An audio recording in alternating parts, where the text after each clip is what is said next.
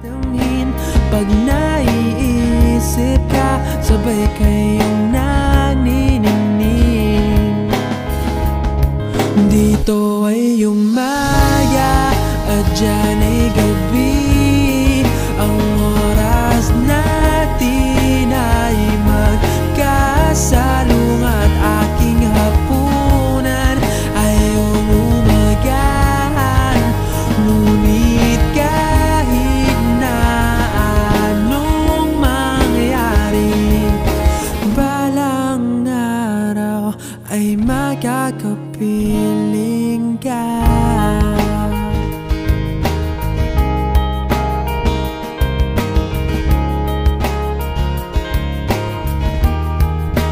Hihintay